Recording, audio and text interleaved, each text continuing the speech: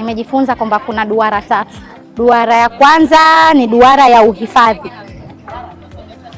Vipi utahifadhi vitu vyako na vipi Duara ya pili ni duara wa ushawishi. Vipi utawashawishi wateja wako. Na duara wa 3 ni duara wa wasiwasi.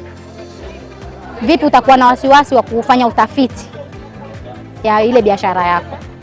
Na kitu chengine nilichojifunza ni kwa kuwa si uuze vitu tu kulingana na urahisi ama quality ama quantity. Waweza kuwa nauza kitu ni quality lakini si pasafi, obviously sitapata wateja. Na naweza kuwa nauza kitu quantity lakini madamu ni msafi, wateja wote watakuja kwangu. Ni vipi penye nitahandle ile biashara yangu. Kwangu njia ya kwenda Singapore nimeelewa ni venye utatoka chini kwenda high.